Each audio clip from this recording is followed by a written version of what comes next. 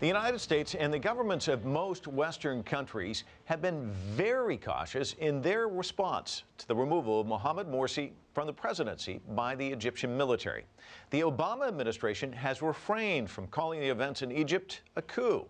Egypt is the second largest recipient of U.S. foreign assistance after Israel, but U.S. law requires that all aid be suspended to any country when a coup topples a democratically elected leader. Now, President Obama has instructed government agencies to examine the aid that is currently being provided to Egypt, and the U.S. Congress is now also debating whether military aid should be suspended.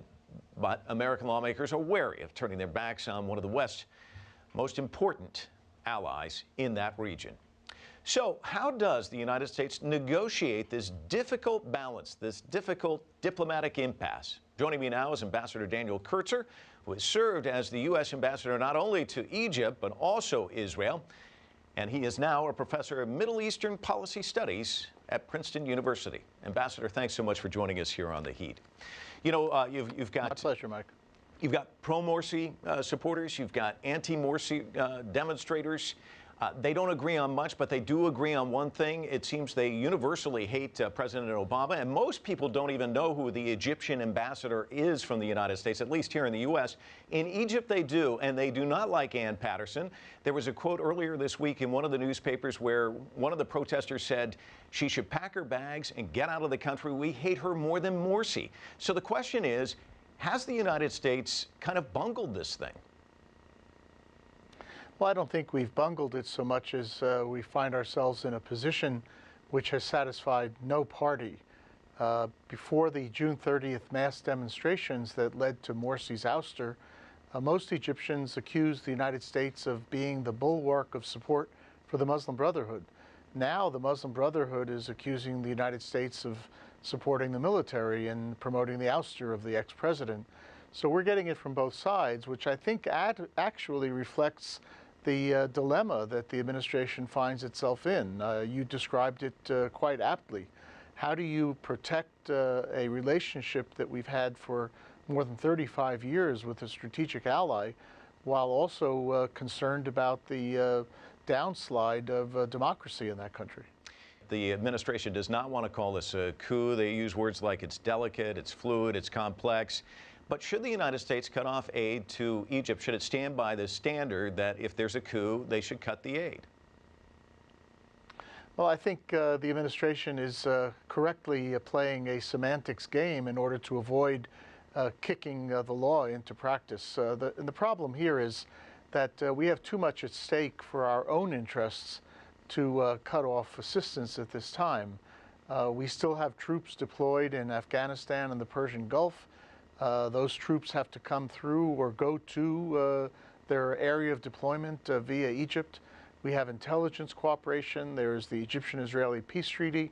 There are a lot of reasons here not to do something precipitous. So I think the balancing act of the administration and this word game is actually quite important. And I think the administration is doing the right thing. I understand the issues on the other side. The military has acted in a way that is inconsistent with what we would support in terms of democracy.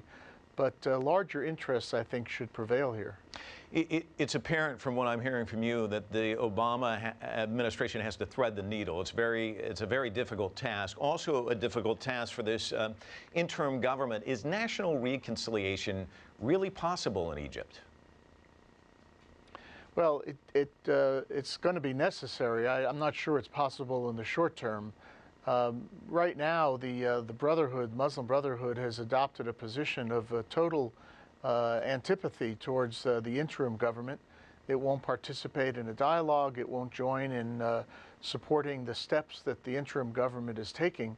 And it's calling on its supporters to continue to come out in the street and mobilize against this interim government, against the military.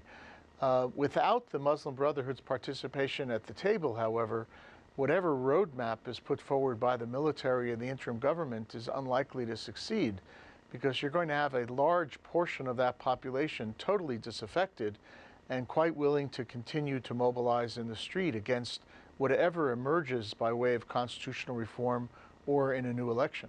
Okay, so Ambassador Kurtzer, let's say you're in this interim government. What do you need to do to move this country forward?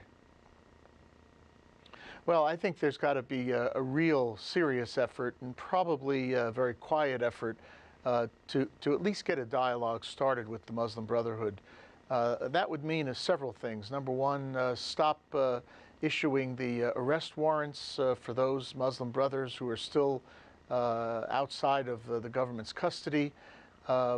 Show where President Morsi is, former President Morsi is, and conduct a dialogue with him if possible.